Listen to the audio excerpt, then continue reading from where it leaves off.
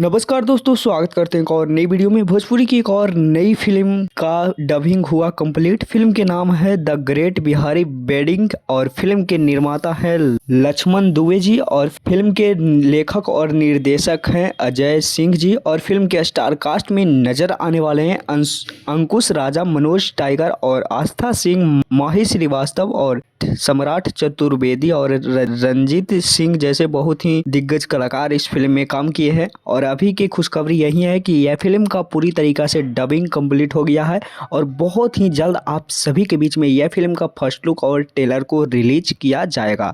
और इस फिल्म के शूट किया गया है जहानाबाद और सासाराम में। यह पूरी फिल्म का शूट 2 जगहों पे किया गया है। तो बहुत ही अच्छी और बहुत ही बेहतरीन फिल्म आप सभी के बीच में अंकुश राजा जी लेकर आ रहे हैं। तो यह फिल्म के लिए आप सभी लोग कितना ज़्यादा एक्साइटेड हैं, नीचे कमेंट बॉक्स में कमेंट करके बता सकते हैं। और दोस्तों, यह अपडेट आप सभी को कैसा लगा नीचे कमेंट बॉक्स में कमेंट करके बताइए। वीडियो अच्छा लगा होगा तो लाइक और चैनल पे नए हुए तो चैनल को सब्सक्राइब करना ना भूलें। मिलते हैं किसी नेक्स्ट वीडियो में किसी नेक्स्ट खबरें के साथ। बने रहिएगा हमारे चैनल पे। धन्यवाद।